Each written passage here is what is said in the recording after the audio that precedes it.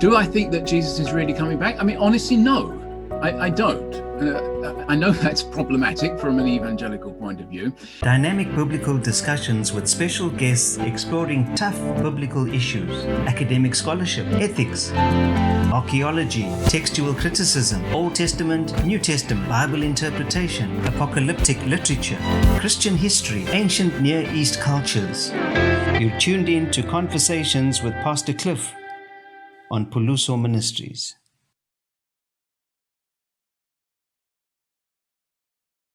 Good day, everybody. Welcome back to yet another episode on Puluso Ministries on Conversations with Pastor Cliff. Today, I have a great guest that comes all the way from the UK. His name is Andrew Perriman. I don't know if I'm pronouncing it correctly, but it's that's how I'm used to calling him, Andrew Perriman. And the topic for our conversation today, it will be centered around how the New Testament predicts the future. We hear a lot of people talk about, these texts that may be predicting the future of some sort. So we're going to be looking at that today in greater detail with our guest, Andrew Perriman, today.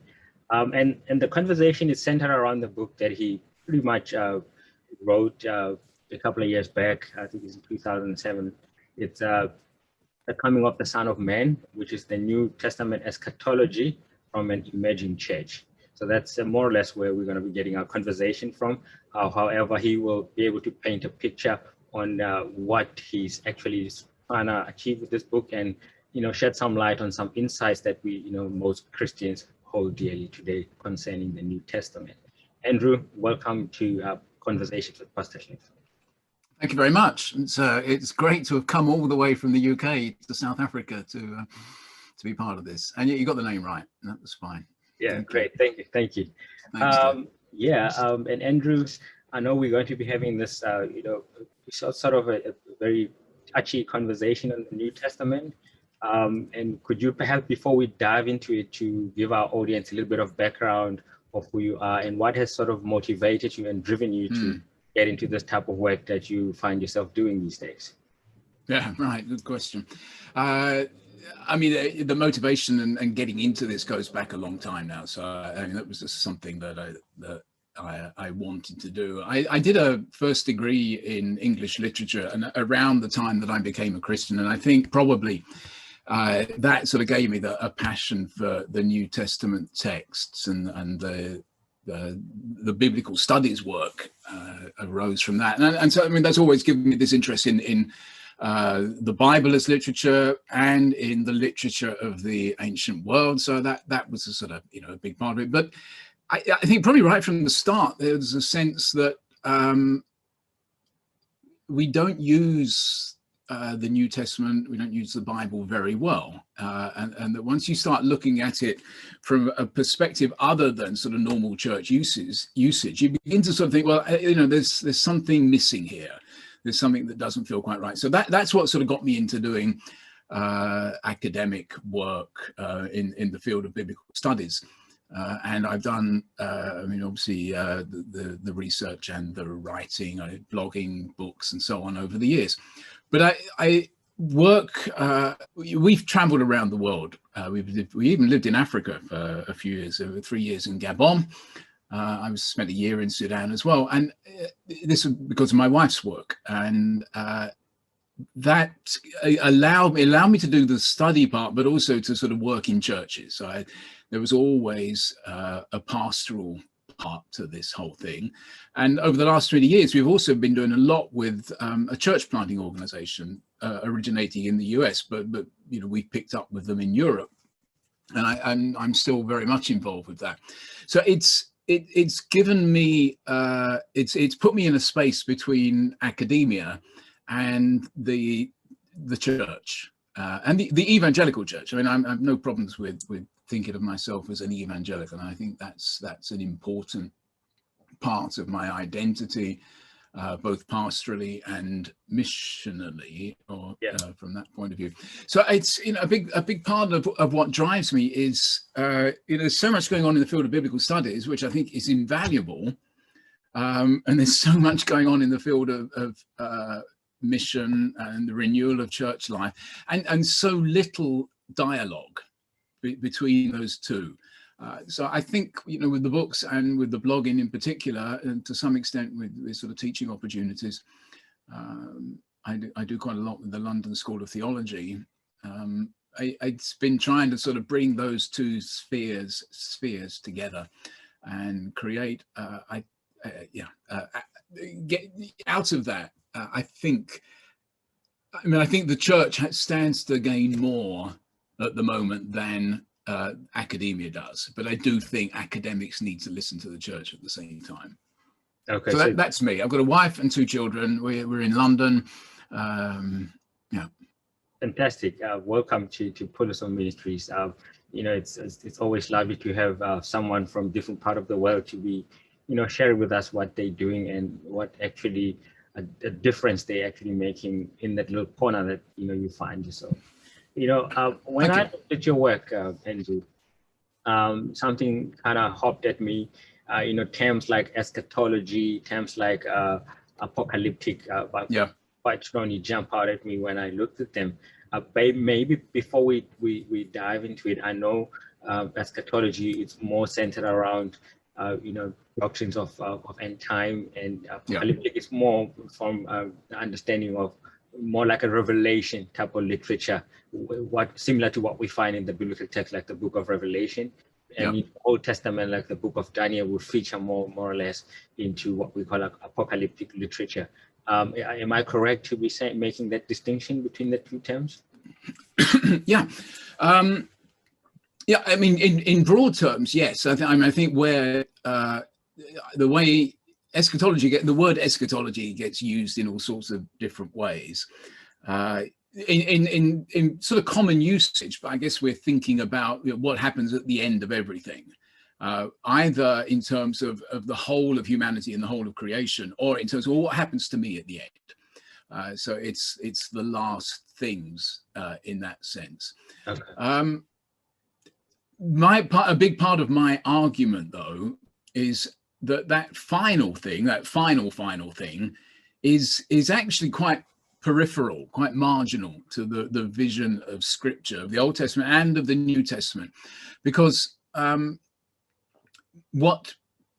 where this language of things happening in the end, when those questions come up, it's in response to some sort of crisis in the history, in the life, in the experience of the historical community of God's people, and often, if you, from the position, being in a position of crisis, you look ahead because you want to see how things are going to work out. You believe that God is in control of this, therefore you look ahead and ask, well, how is God going to resolve this crisis? Whatever it is, how is this going to play out in the future? And once you sort of put yourself in that position and start looking forward in time, you can only see a certain distance. If we in the now in our world ask what is going to happen in the future, well, we might coronavirus, pandemics might feature in it, but probably the biggest concerns that we have these days will be environmental, will be climate change. So we look so far ahead, we look 10, 20, 30, 50, maybe 100 years ahead and ask, well, how are things going to be? Given the way things are going at the moment, given the trajectory that we're on, what's it going to be like in the future? And I think, my eschatology sort of assumes that perspective. So before we sort of jump right to the end, and we can talk about what happens right at the end, I think first we have to deal with some very important things that happen along the way, major horizons in the storyline. That's what I mean by eschatology. It's simply how do we speak biblically, and also, from our own point of view, how do we speak about critical future moments? Apocalyptic is a literary term. It's a literary genre, and it's a way of speaking about that things that need to be revealed, that aren't immediately apparent to the normal empirical touch, sight, sound, listening to things and so on. It needs to be revealed from God, whether it's what's going on in the heavens or what has God got in store for the future. How does the cosmos work, and that sort of thing. So it's a literature that developed from around the sort of 2nd century BC onwards in the Jewish world, but also in the Greek and Roman world, that revealed that which was unknown, and it did so principally through symbolic language. Okay. But in biblical terms, it's not so different to prophecy. It's simply prophecy, but in a heightened and much more symbolic form. Okay. I think that kind of makes sense what you're saying, and it sort of clarifies and sort of sets a bit of a foundation for what we'll be, discussing today, essentially. Good. Okay. Yeah, and I know in the Christian church, when you sort of pitch this whole doctrine of eschatology with the different variants that we sort of find, a lot of people sort of heavily emphasize the coming of Jesus. Maybe as a first question that I'll pose to you, is Jesus really coming back based on your reading of the text, or how do you understand this? Yeah, I mean, you're right. That's probably the key belief or doctrine when it comes to eschatology. I mean, yeah, in different contexts, it might be, well, obviously, personally, it's, am I going to go to heaven? A lot of our preaching used to, less so these days perhaps, but used to feature hell quite centrally. But in terms of a sort of a litmus test of our eschatology, it's that belief in the second coming of Jesus. And so that's a problem, and it's a difficult place to start the conversation from my point of view. So if we start where we are now with the doctrine, then you try and sort of work back from that. You sort of disentangle it and try and, well, how did this doctrine arise, and so on. My approach, and I know this is not always easy to do, is if you put yourself in the position of Jesus, if we can, be bold enough to do that, or certainly of his followers and the apostles in the 1st century, whether in Galilee or Judea or out in the Greek and Roman world, if they had used that language, or this language that we have translated into a second coming doctrine, if they had used that language, what would they have been thinking of? So that's this historical perspective part that I think is critical for understanding New Testament eschatology. I mean, sometimes I use this sort of illustration. If you go to an office sometimes and there's a glass door and there's writing on the door. Yes. And it can only be read from one side. So if you're coming from the wrong side and you're looking at this text, it's very difficult to sort of make sense of it. You can sort of do it in your head a little bit. You can do this sort of imaginative exercise. How would that look from the other side? And that's what we have to do. We have to sort of imagine ourselves on the other side of this door of history, reading these texts from the position of those who wrote them, not trying to sort of decipher them from our future position. So this issue of, do I think that Jesus is really coming back? I mean, honestly, no, I don't. I know that's problematic from an evangelical point of view, but I think once you sort of get over that sort of initial problem and get through the door and have a look at, or imaginatively get through that door and have a look at what was written on this glass panel, and yes, you think that actually makes a lot of sense from the perspective of Jesus. So it was a critical doctrine, a critical idea, a critical hope and expectation for the early church. And I'm not dismissing it for 1 minute, but it needs to be understood from the other side of the door, not from where we stand. All right, and based on what you're saying, so there are these ideas that sort of permeated, particularly around the 1st century of the Common Era, or in the time of Jesus, if we were to sort of locate it at that specific point in time. And where do you think these kind of ideas start popping up to sort of push on these understanding of the second coming of Jesus, particularly in at the time of his disciples and his time? So where did they get the ideas from? Well, as I say, yes, it's central. I mean, Jesus, obviously, this is Jesus' teaching. I don't think I have no problem with attributing this decision to use the coming of the Son of Man language, that's Jesus. It's not the gospel writers. It's not Paul.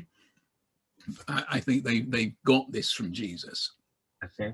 Jesus got it from somewhere, though. He didn't invent it out of the blue. Yeah. That's very clear.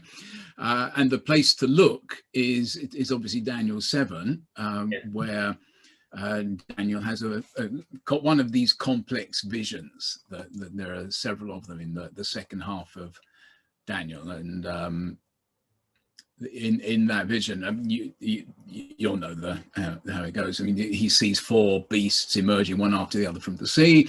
These are great empires and kingdoms. The 4th one is the most dreadful and destructive of them all. And on the horn of this 4th beast, on the head of this 4th beast, he sees this little horn. And this is sort of a blasphemous, bragging king. Who, it becomes clear as we go through the book that this 4th beast is the Greek empire, the Greek a Greek kingdom or group of kingdoms, and this little horn is the king Antiochus Epiphanes. Now, this locates us in the early 2nd century before Jesus, and we know this well. There are other texts. It's not just Daniel. Daniel seems to have been a formative text for Jews at the time, and several other apocalyptic texts pick up on this vision that he has, because it's a time when the Jews were being oppressed. In simple terms, what Antiochus Epiphanes was trying to do was suppress authentic Jewish religious practice, and there were many in Jerusalem who would very happily go along with that. There were modernizers who saw, look, the future is Greek. Let's go with it, and let's progress. It's a sort of tension that the church is always facing. We see it in the modern world. But there were others who insisted on, no, we're gonna stay true to the covenant, to the customs and the practices of our fathers. And Antiochus sort of launched a campaign of persecution against them.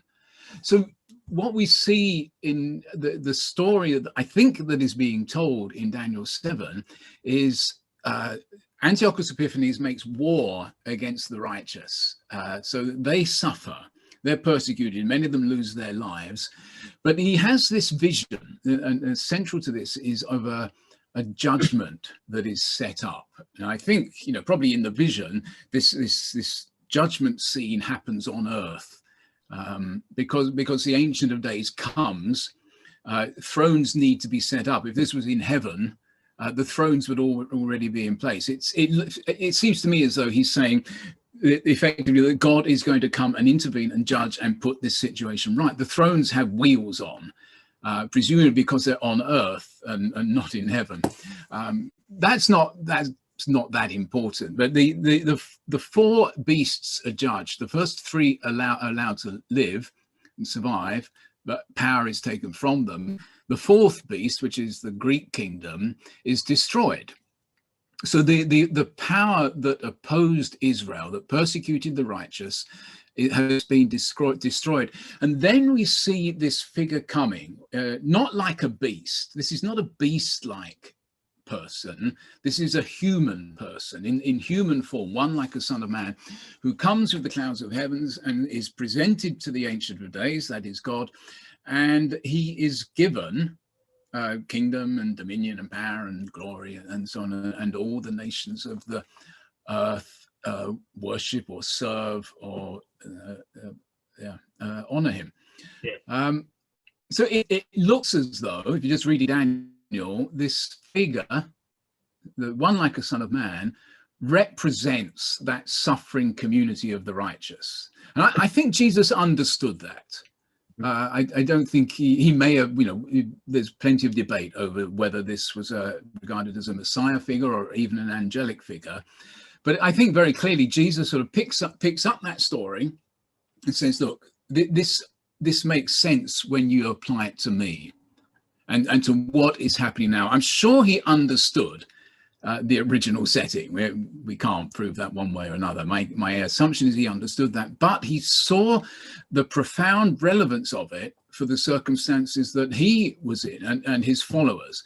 That this is another critical moment in Israel's history. They're not under Greek dominance and oppression now, they're under Roman oppression, but it's creating exactly the same sort of problems. It's dividing the nation, and there are those sort of digging in obedience to the Torah, and there are those who want to just keep it easy for themselves and go with the interests of the occupying power. But Jesus sees a possibility here of redeeming this situation by taking on himself that role of the one who is persecuted and suffers. So I think that's why it becomes so important to him. But he's looking forward to this as a future moment. It doesn't happen in his life. He is not vindicated in his life. On the contrary, he suffers to the point of death, and he calls others to follow him.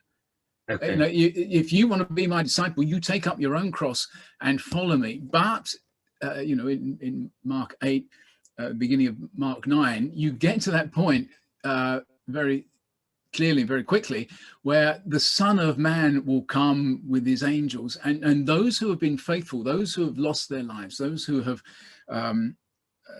given up everything for his sake, are vindicated along with him. I'm probably overcomplicating this, but I think he sees this symbol of one like a Son of Man as a way of explaining to his followers that this path he's on will lead to kingdom and glory, but they have to follow him down that road. He will be vindicated, they will be vindicated, and the coming with the clouds primarily or centrally gives us that idea. This is coming to the clouds, to the Ancient of Days, to be vindicated for having taken this path of suffering. Is that clear? I'm sort of conscious of rattling it out a little bit. Yeah, I think what I'm essentially hearing you say is that Jesus is actually using these texts, we could say more creatively to in how they would have fit in his context. I mean, he goes back to, as I'm hearing you correctly, going back to how they would have read and understood Daniel, perhaps in the 2nd century or 1st century BC, and playing it into the Roman era, where the Romans are also pressing them what they would have actually experienced from Antiochus, but now seeking more someone who can sort of rescue them from these oppressions that they are actually experiencing. And Jesus then points himself as this, savior type of person. That is that what I'm hearing? Is that correct? What I'm saying? that is, yes. I mean, there's a story about Israel and the Greeks from 2 centuries earlier. By the time you get to the Jesus time, it's already being used by Jews to tell a story about Rome. You're right. Josephus does that. The historian reads Daniel in that way. It's not about the Greeks anymore. It's about Rome. You're looking for a solution to a crisis, and Jesus sees this tableau, this visionary scene at the heart of Daniel, as really sort of capturing God's solution to the crisis, and that is by staying faithful to a calling, suffering to the point of death, in the hope that, in the expectation that for his followers, they will be vindicated with that Son of Man who comes or has come or will come with the clouds of heaven. Yes. Okay. The story is told again, and I think Jesus does this in many different ways. So what I'm actually deducing from you, Andrew, is that the future kind of expectation is not really in a distant future per se for them, but it would be more like an immediate future that they actually seeking this type of indications. Yeah. I mean, the interesting thing is there are sort of 2 parts to this, I think. In Daniel's vision, there are 2 sides to this, 2 aspects. I've touched on this already. When you put the Jews were under pagan domination, and that created a division in the people, as I said. So you see very clearly in Daniel 11, there are those who remain faithful to the covenant and those who do not. And that becomes a critical part of this whole thing. So there's persecution due, within the community. There's this tension and conflict within the community. But there's also obviously the problem of the nations. A foreign power has come in and has dominated. You've got these two dimensions to the picture that is painted in Daniel. I think Jesus is very much focused on the future for Jerusalem. What does this mean for in that relatively short outlook, a short time frame? What does this mean for Jerusalem?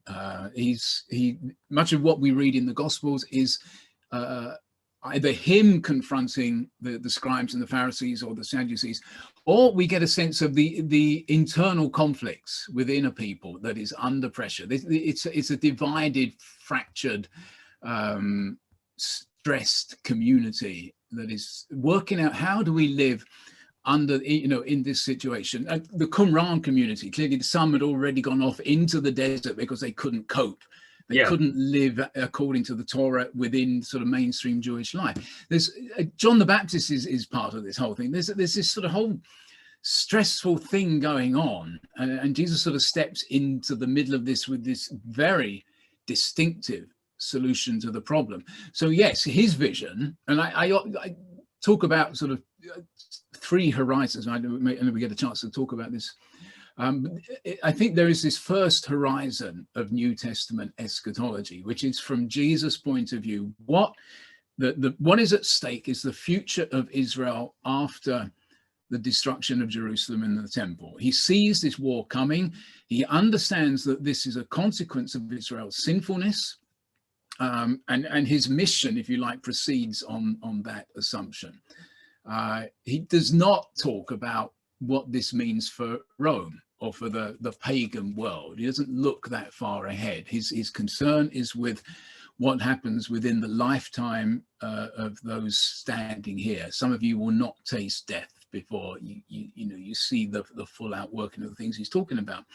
But once you sort of take this message, the message of the good news of the kingdom of God out into the wider world, I think it became clear very quickly to the apostles that this had implications not just for Israel, but for the nations.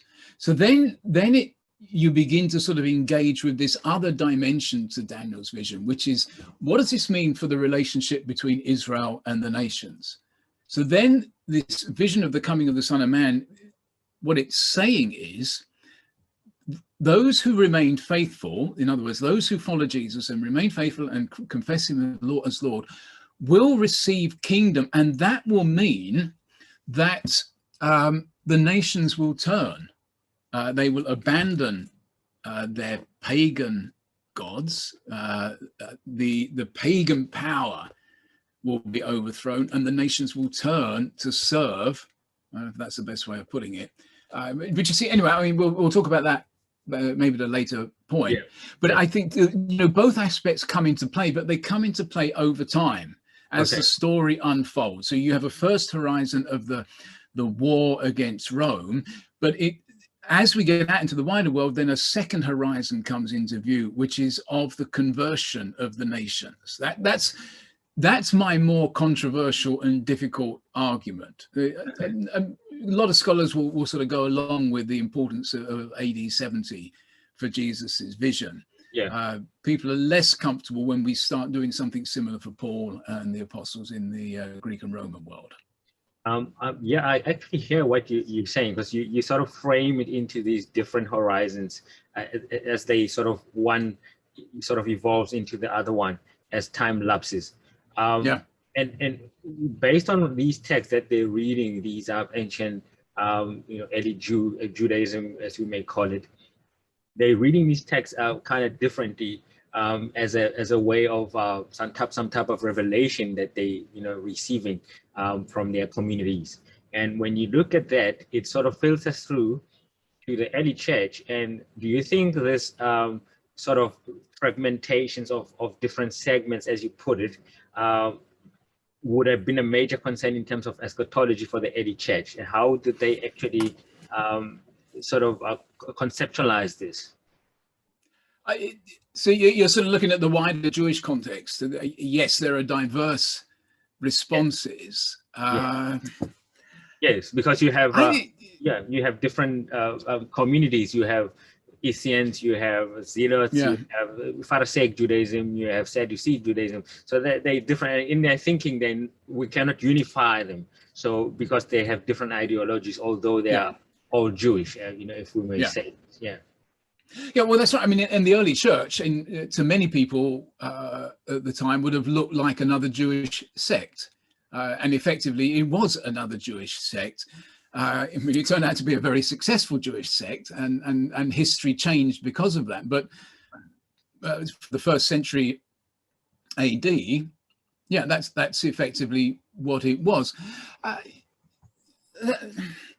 I think, certainly my way of thinking about this is the early church was actually very sharply focused on there's not a great deal of diversity at the heart of what it's doing. And yes, you can see when you read Paul in particular, there are tensions, there are disputes with different factions and so on.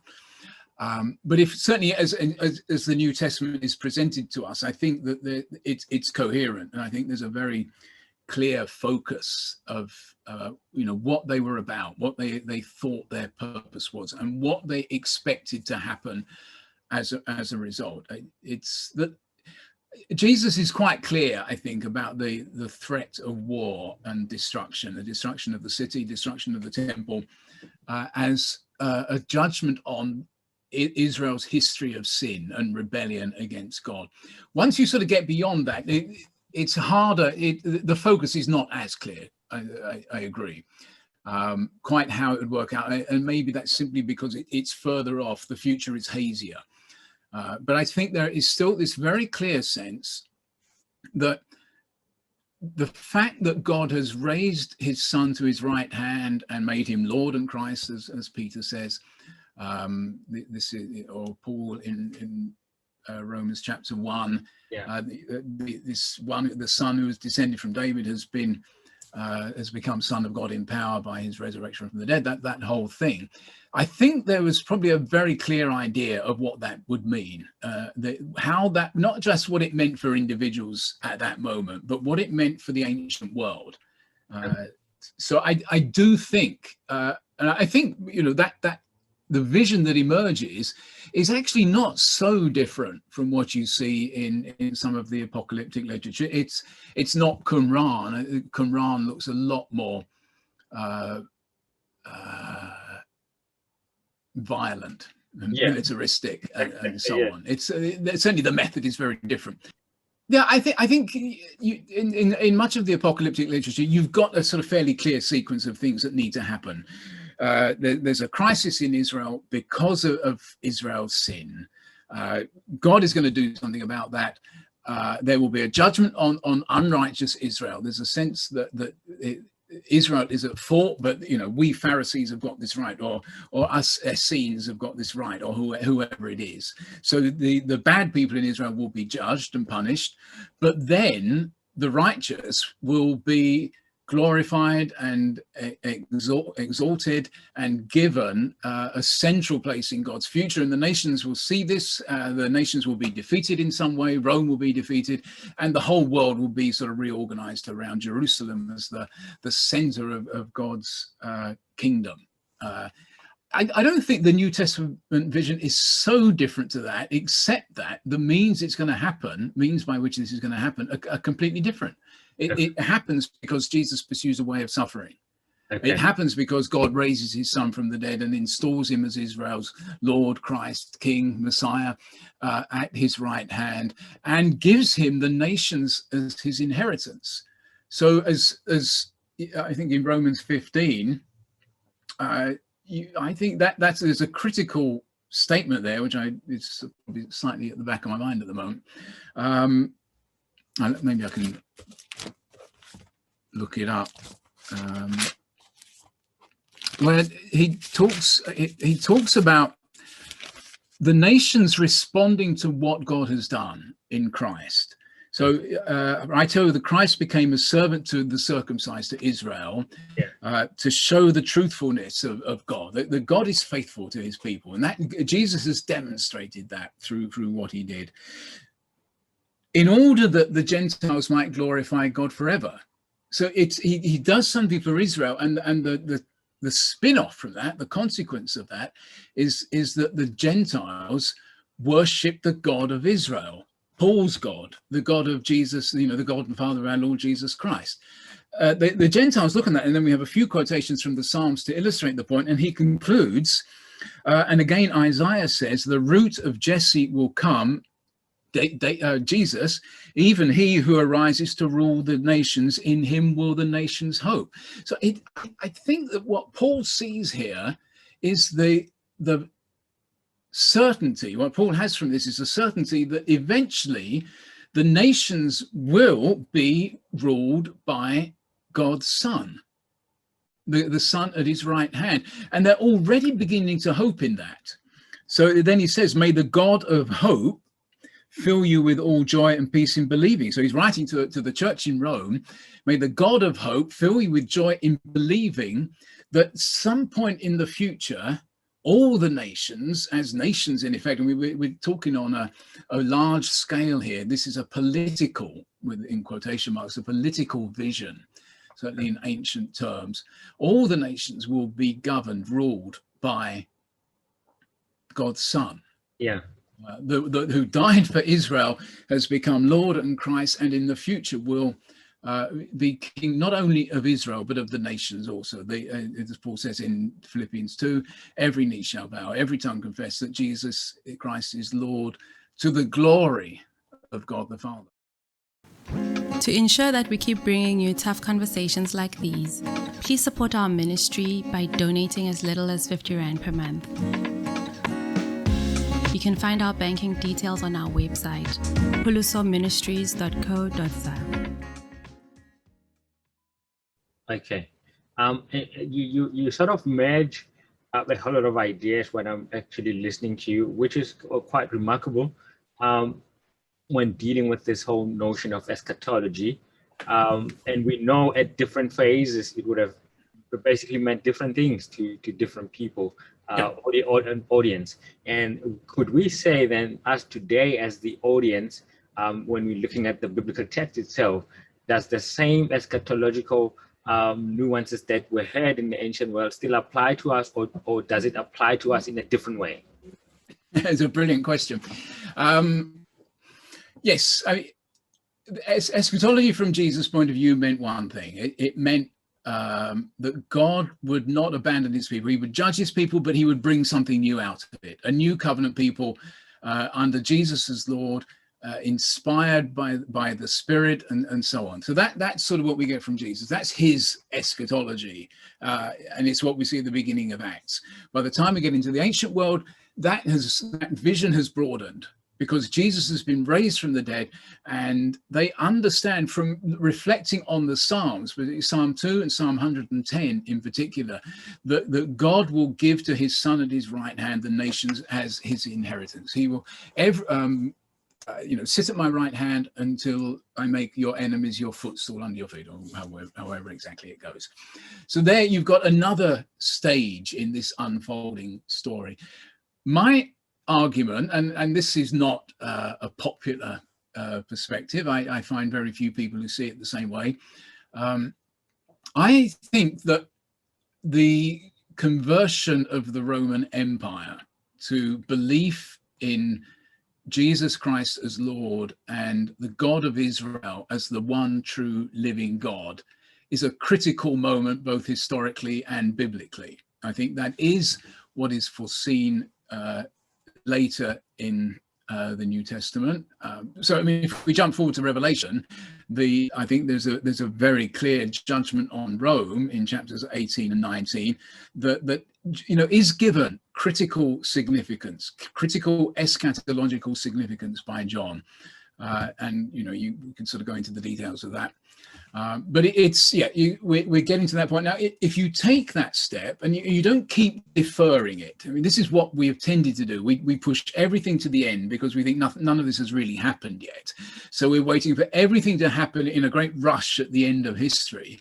If we don't do that and allow this story to unfold as a sort of an apocalyptic story, as a prophetic story, but a story that engages with history, if we let it unfold in that way, then I think it's quite reasonable to think of the conversion of the Roman Empire as a significant moment in that story. I mean, there are problems with that, obviously, because we rather assume that everything is going to be perfect when the kingdom of God comes. Mm-hmm.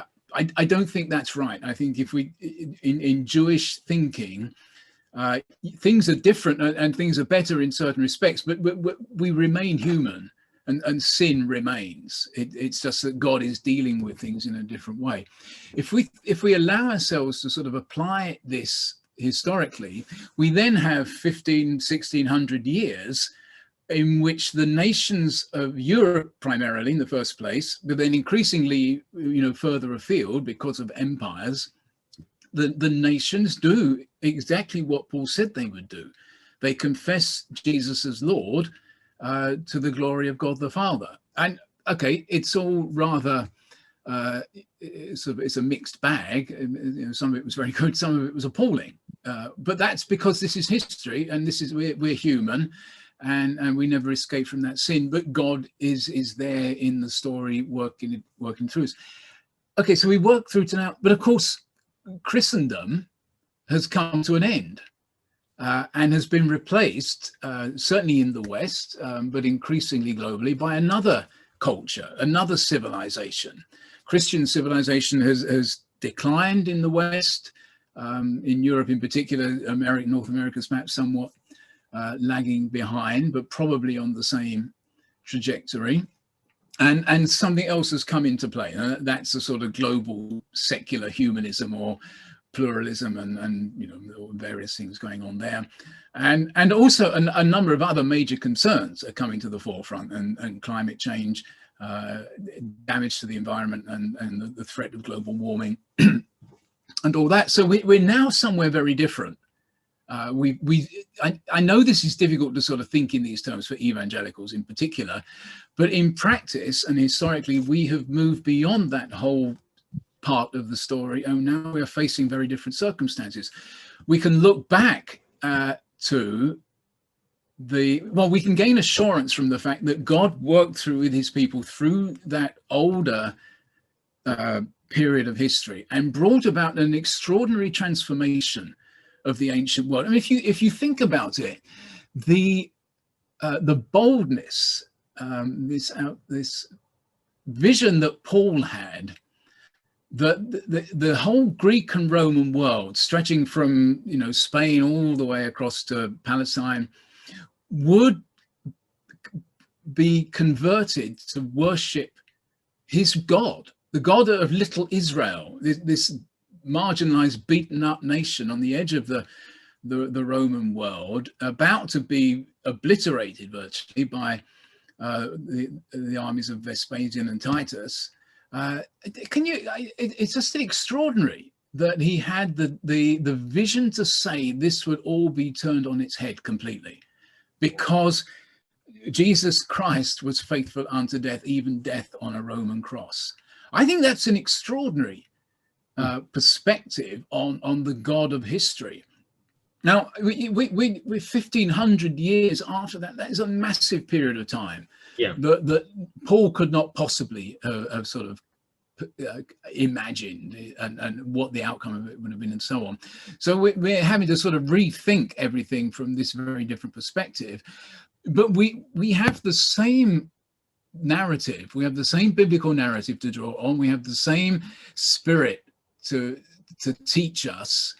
We have the same confidence in the living creator God, the God of history, who has chosen for himself a people for his own possession, to bear witness to him, to speak on his behalf, to have compassion on his behalf, and everything else that goes along with that. That's all the same. And now we deal with our own eschatological horizon, to put it in those terms. Is that clear? Yeah, I think it makes sense, Andrew, because what you actually painting here is it's an understanding that we don't have to actually, or even our audience that are looking at this conversation on different platforms. We're not trying to say that you have to lump everything together as if it's something that can be pushed, into the future and say this is all going to be happening at the end of time. But at different stages in our lives and our different contexts in which we find ourselves, we are always dealing and working out these complexities in terms of what the future holds for us, not necessarily something that we can push and throw into the future. So we're doing something useful with this idea of the Son of Man coming on the clouds of heaven. We're doing something really useful with it in history, because it becomes a statement about the faithfulness of God to his people, particularly when they are suffering, and how he works out that whole kingdom thing in that, from that point of view. So we've done something useful with that. We're not simply just putting it off and hoping that in some sense at some point that it will become meaningful. I know that can sound it can sound very irreverent. It can sound irreverent. Yeah, I think, but I don't think it is. I think we gain a huge amount by reconnecting eschatology or apocalyptic and history. We can do it with the Old Testament prophets fairly easily. I think we can do it with the New Testament vision just as well, and gain confidence in the ongoing story of the God of history. Because we're in a historical crisis in the sense that on the one hand, the church is in sort of free fall in certain contexts, at least. I mean, your world may be different to mine, but the church has become very marginalized, which is arguably a very good thing, and the whole world is facing a massive crisis. We need, some sense of the God of history being part of this.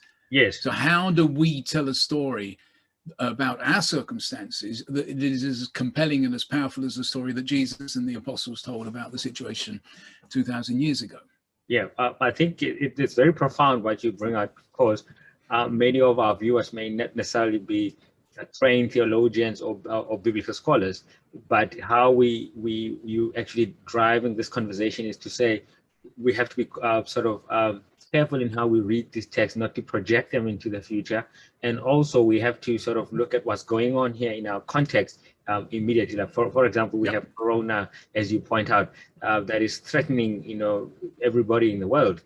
And how does this God of history intervene in something like this? So we would understand if we go back to the ancient sort of early Christian church, it would have found itself in more like a heavily politicized sort of environment, and to sort of speak about eschatology, it would have been something that was pretty much threatening at the time, based on the politics of its day. Is that correct for me to say, to paint it in that way? I think probably. I mean, it's a little difficult. I mean, we don't know much about how the preaching of the apostles was received. We have some sort of sense from the Gospels of how Jesus' teaching was heard, but I mean only from one perspective, from the perspective of the early church. So it's always difficult to sort of work out how a text was heard, how these ideas were heard by the wider world. So we have to sort of be a little bit careful there. But I mean, obviously, Jesus' vision of the future was profoundly subversive. This is quite explicit, that Jesus attacked the leadership of Israel, and you've got a message of judgment primarily directed towards the scribes and the Pharisees and the Sadducees and the Herodians, people who had been given responsibility for the people as a whole, for the nation as a whole. Matthew 23 is a good example because it culminates, I think, very clearly in this idea that actually, Israel has a history of doing this, of not listening to the prophets, of rejecting the prophetic message from God, and that this history is going to, that this payback time, and that's a crude way of putting it, but all this will come upon this generation. This is clearly political. So when Jesus says in that sort of trial before the Sanhedrin and the Jewish council and the high priest and so on, and it says, from now on you will see, and it's not just the high priest, it's you plural, you will all see the Son of Man seated at the right hand of power and coming with the clouds of heaven. That brings together two Old Testament ideas. The Psalm 110, that Israel's king will be seated at the right hand of God. And I mentioned it earlier, his enemies will be put under his feet, and he'll rule in the midst of your enemies, and so on. And the son of Daniel's vision of there's one who suffers being vindicated and given the kingdom. So we've got this claim he's making in this position of a complete helplessness. He's been arrested, he faces execution. He does very little to try and sort of defend himself. He sees where this is going, but his direct response to the high priest, when the high priest puts that question to him, is, you will see how this is going to work out. And it's then, I think, if you work through, we have to sort of go back to read what he says in the apocalyptic discourse, but that's that story that culminates in destruction of Jerusalem and the temple. Part of the climax to that is they will see that vision of Daniel being fulfilled. They will see the Son of Man coming with the clouds of heaven. That's where it all works out, and it's important that is within the lifetime of some of those standing here, within this within the lifetime of this generation. Those statements are problematic for a traditional eschatology, and so we find all sorts of ways of explaining them away. But I think that's a critical part of what Jesus has to say, because this is a judgment coming upon this wicked and adulterous generation. This is it. This is reaching a climax. This is a climactic moment in this crisis. God is going to intervene to sort it out in this way, and something new will emerge after that. You're all on a broad road leading to destruction, but there will be a narrow road leading to life, and a few will find it. Will find this narrow, dangerous, difficult, painful road of suffering, of cross-bearing, that will bring God's people to a new future after the age of Second Temple Judaism. So yes, that is powerfully subversive. Now you can let's ask the same question about the apostles in the wider world, and there it's not so, as I said before, it's not so sharply focused. You could look at, I suppose, 2 Thessalonians chapter 2, and a story there where you've got this man of lawlessness, excuse me, figure who looks very much like, well, there are echoes of Antiochus Epiphanes, a pagan king a blasphemous pagan king who opposes Israel's God and Israel's people. Perhaps this is Nero. Perhaps it's someone like Nero, and there's the Lord Jesus is revealed in flaming fire from heaven, and so on, and that brings that to an end. Perhaps there's some part of this is directed against the imperial system, and certainly when you get to Revelation, that is relevant. But I think Paul's concern is less imperial power than idolatry. I think he's much more concerned about the idolatry of the Greeks than the imperial power of the emperor. But I mean, that opens up a sort of can of worms in all sorts of ways. But I think that I mean, if we take Romans to be fairly central to as an expression of his vision, that passage in Romans 1, which begins with the excuse me, the fact that the Greek world, and I think he means the Greeks, I don't think he means Gentiles or everybody. I don't think that's a critique of humanity. It's a critique of a civilization that they rejected worship of the living creator God. I mean, it should have been obvious to them, but they chose not to. Instead, they worship the creature rather than the creator, these things made from stone and metal and so on. And from that, okay, then we have that whole sexual, same-sex stuff. God handed them over to sexual misconduct amongst themselves, and then to various sort of social injustices and everything else that goes with that. I forget the exact wording. So I think that's an important part of Paul's critique. I mean, just to mention another, I think I take to be an important passage here in this respect. So in terms of the critique or subversion of the existing sort of political and religious establishment, Paul in Athens in Acts 17. So this is, okay, to what extent this is Paul? Do we have the authentic Paul here or Luke's version of Paul? We'll just sort of take it at face value.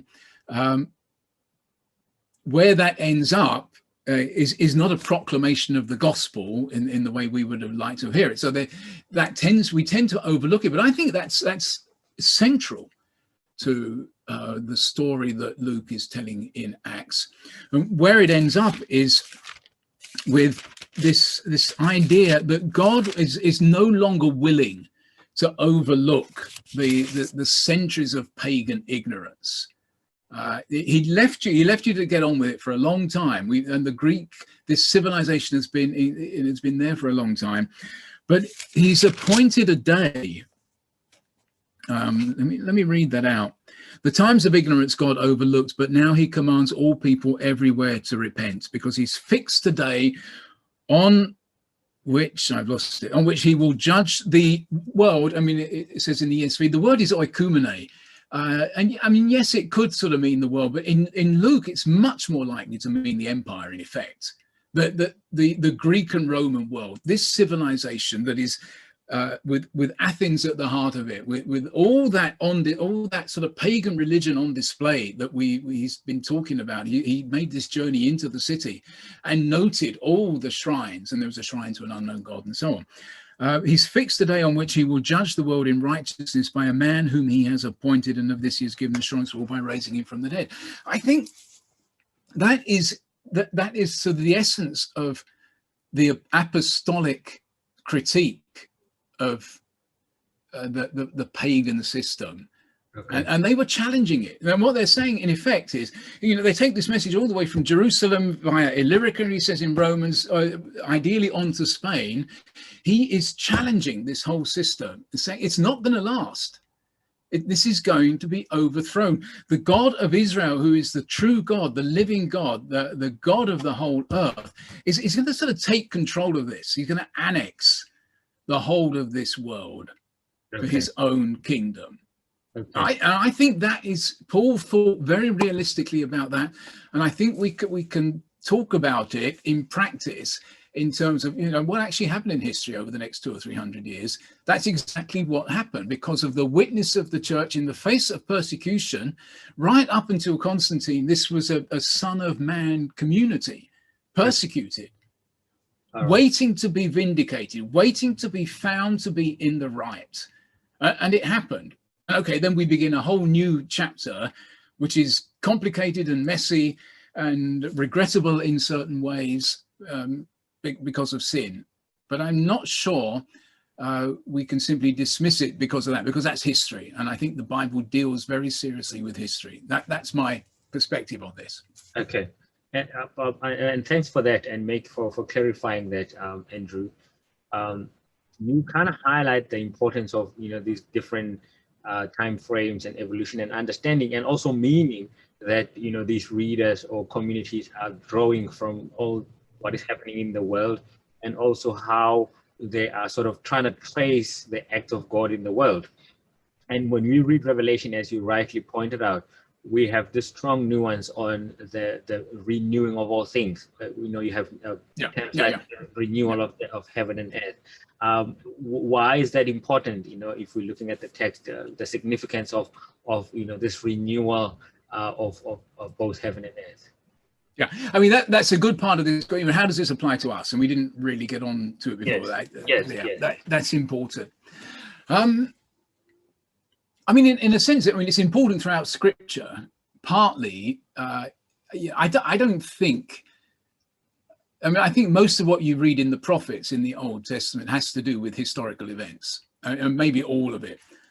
But at certain points, the prophets draw on the imagery of a new heaven and a new earth, or a new Eden. So particularly related to in Isaiah in relation to the return from exile. So there are passages in Isaiah 64 and 66 where you have this thought of a new heaven and a new earth. I don't think Isaiah is predicting there or prophesying there a new heaven and new earth.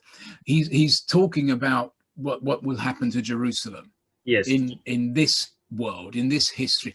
But he draws on a vision of a new earth, an ideal that and uses it, I think, effectively metaphorically, to talk about the nature of renewal, of a new creation. And I think we've got that idea all the way through, right from Noah onwards, because, you know, Noah gets off the boat and sacrifices, and the creation mandate and the creation blessing are repeated. He's blessed with his family, be fruitful and multiply and fill the earth, and something about all the living creatures are given into your hands. That already is this. We see this over and over again with Abraham and Abraham, Isaac, and Jacob. The promises are made. Only this time it's focused on his descendants and living in the land. So you've got this. It's all the way through. Sense that what God does in history is like a new creation. He makes things new over and over again, and that's because his people always need to be delivered from the mess that they get themselves into, and renewed and get going again until the next crisis, and so on. Like that I think that makes sense. But I do think the resurrection of Jesus is real and makes a difference to this narrative. I think that this is no longer a natural body, but a spiritual body. That Paul's thing in 1 Corinthians 15, and a resurrection body needs a new creation, I think. So along with that comes this conviction that beyond all the crises of history, beyond all the failures and triumphs of God's people throughout history, I don't in particular like using the word triumph, but let's put it in those terms, there will be a final renewal of all things. And I think we see that probably, I would argue, only in a couple of places. In 1 Corinthians 15, where I think Paul does have a sense that the death will be defeated, and that's a critical part. With resurrection comes the final defeat of death. So death no longer has a hold over Jesus. He cannot die again. He only has life now. It's there in 1 Corinthians 15. When you get to the end of Revelation, I mentioned earlier that in chapters 18 and 19, we have, I think, quite a clear judgment on corrupt pagan Rome, and then a victory of some sort. When Jesus is acknowledged by the nations as king, putting it in simple terms, you then have a sort of resurrection of the martyrs. That, I think, is part of that vindication hope that goes along with the Son of Man thing. 1,000-year period, which I presume is meant to mean, the rest of human history, and then a final judgment. And I think that when we get to those final chapters, at least part of that, perhaps not the whole thing, there's this peculiar, for some reason, I could tell you why I think there's a reason, but you see, he sees the holy city descending twice. But at least on that first occasion, that comes to be part of a new creation in which there is no more crying, no more pain, no more grief, no more death. And I do think that we are given a glimpse there of a final renewal of all things that is beyond history. So it is transcendent. It is completely new. And the importance of that is, well, I mean, there's a couple of things. One is it gives us a vision I mean, I think it gives us a vision of hope today. This has become important for us today, precisely because creation is in jeopardy. You know, creation as we know it, the world as we know it. So I do think there are things that we can do with that in our preaching and missionally, and in sort of accounting for the Christian hope.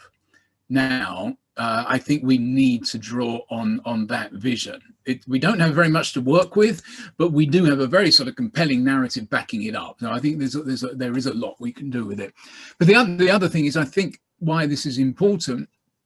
And it's not, you see this somewhat in other Jewish apocalyptic writings.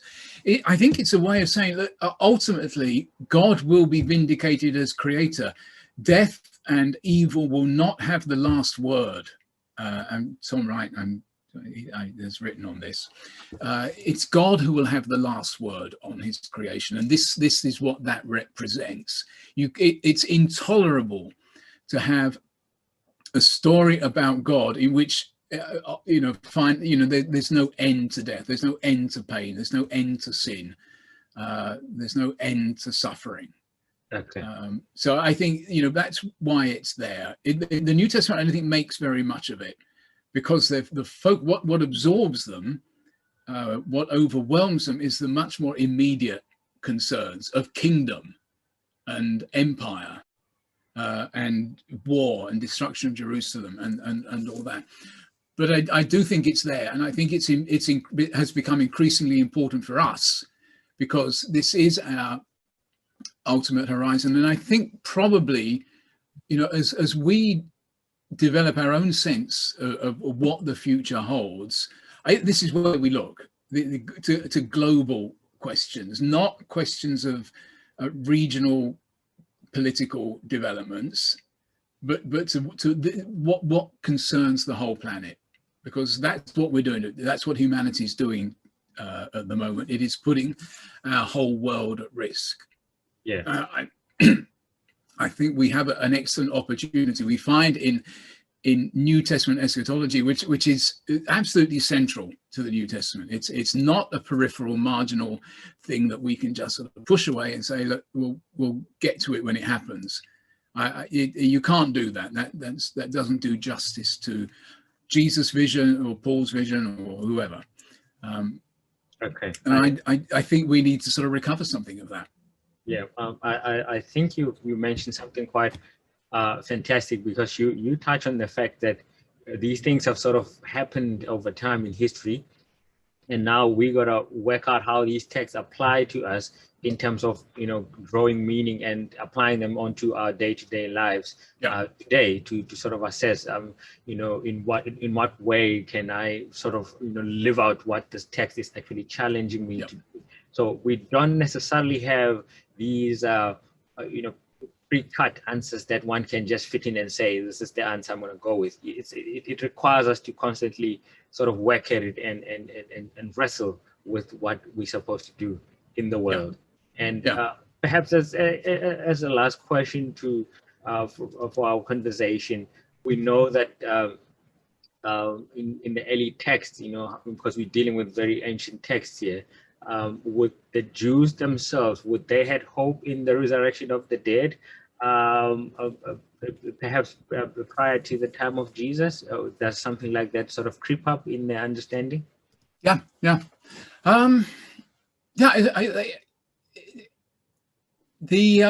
think yes. I mean, it is there before Jesus. Obviously, the Pharisees already held a belief in the resurrection of the dead, and the Sadducees didn't, and that becomes a point of dispute. in the Gospels, and for Paul as well, and in the latter chapters of Acts, he makes reference a couple of times to the fact that the Pharisees hold to a belief in the resurrection of the dead. But the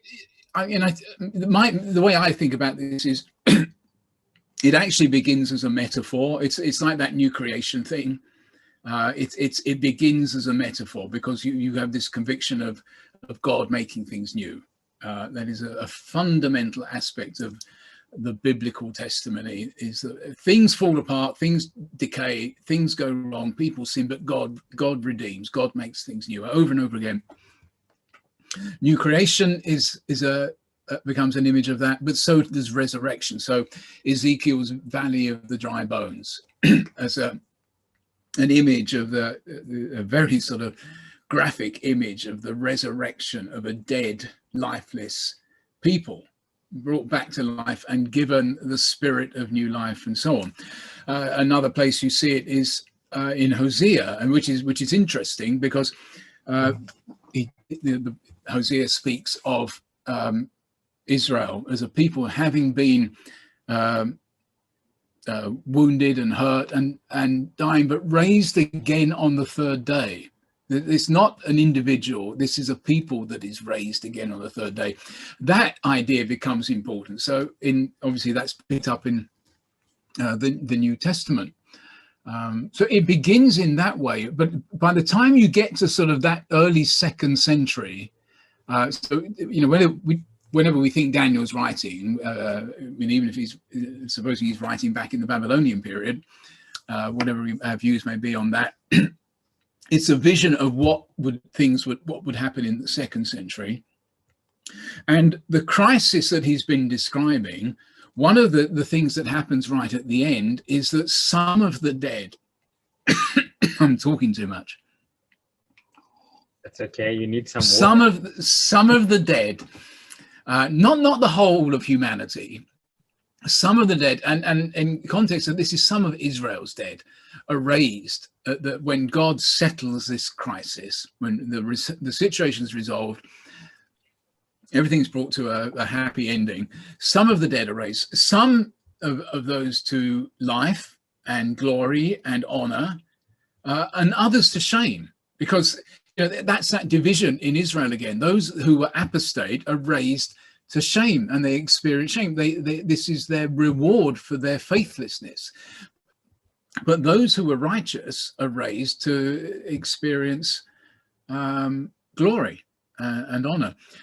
That looks like it's intended as a real resurrection to me. It would be disputed, but certainly you see in the stories of the martyrs around this time. So the Maccabean revolt was a revolt against Antiochus Epiphanes, and there are stories in the Maccabean texts of the suffering, the persecution, the torture of some of these faithful Jews. And there are the story of these 7 brothers in particular who are brutally, savagely tortured. And we read there of a hope, but on the one hand, Antiochus Epiphanes, this evil king, would be tormented in an afterlife, but the martyrs would be rewarded. So it seems to be bound up with that intense persecution and opposition in the 2nd century. It becomes part of the apocalyptic vision, carried through certain traditions to the Pharisees. But I think Jesus probably got it less from the Pharisees than from this vision in Daniel. There are other points which he connects with that. So there's some sort of story like that going on that gets us down to to Jesus, and then for the early church, the fact that he is raised from the dead. This is no longer just a pious hope for the martyrs. This was a reality. They saw him. While they saw him on earth, and they continue to experience him through the Spirit as the exalted, risen Lord. Paul is confronted by him, I think that's brilliant, because the issue there is why do you persecute me, Jesus says to him. It's again, Jesus is that Son of Man who embodies the suffering of those who follow him, those who are taking this same narrow and difficult path leading to life, those who are being persecuted by Paul. So yeah, that's probably, that's sort of oversimplifying it, I'm sure. Yeah, but that's how I see it.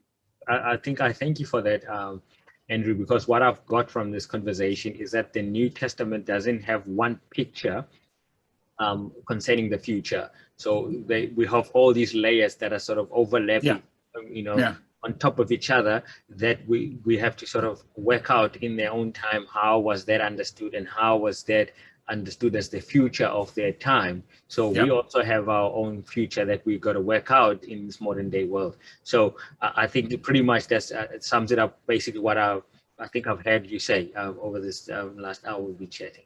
Is that correct? I that's a very good summary. Yeah. Great. I enjoyed that. That was I like your questions. They're very helpful questions, and it sort of Thank you. I appreciated it. Unfortunately, I think that's all we have time for this episode, and I want to thank you for taking the time to come and and enlighten us, enlighten all our viewers out there about this whole complex issue that we dealt with. And I know we may not have dealt with it exhaustively, but it sort of begins the conversation with the audience that has been watching us, and I want to thank you for that. Thank you very much for that. I appreciate it. Thanks very much. Great. Before I let you go, I know you may be working on some of the research behind the scene. Is there anything in particular that you're working on that you would like to share with our viewers? And is there some of your work that you've sort of published out there that you want them to get their hands on? Where can they get some of that? Well, I mean, there are other books on. You mentioned The Coming of the Son of Man. I did a book on Romans that I think has probably got very little attention amongst scholars, but I still like it because it tells this. It reads Romans within this type of narrative. And I think it works very well. But it hasn't sort of got a great deal of interest. But if people want to dig that out, I'd be delighted if anyone wants to read that and get in touch over it. But no, I still, it's the challenge still is to make this work for us as church, as we sort of rethink our place in the world at a sort of really serious moment in history for God's people. So it's as much that as the scholarship. I do the scholarship as best I can, but I'm more passionate about the working out how we engage with this story as real communities. That's what I'm probably most focused on at the moment. I've got some other things. I'm trying to sort of write some academic articles again, journal articles. I had one accepted recently. I'm going to do more on that, but that's a little irrelevant for this conversation. Yeah. All right. Thank you so much once again, Andrew. It's been great, and I hope you listeners at home, you've had a wonderful time listening to this conversation. And if you like what we've brought you, you can click on our subscription button, and so that you get new feeds on these type of conversations that we keep pushing out, that they can get you thinking and start to answer some of the questions. Sometimes maybe not answer your questions, but they at least start the conversation. Thank you very much, and thanks for watching. Until next time, goodbye. Bye-bye. Puluso Ministries is a non-profit educational enterprise founded in 2019. The ministry is informed by academic scholarship. At Puluso, we embrace multiple perspectives in our engagement with Scripture. We seek to provide non-Christians and Christians from all backgrounds and denominations with resources that provide an honest intellectual engagement with the Bible. We embrace multiple perspectives in fostering a more open, moderate society into the 21st century and beyond.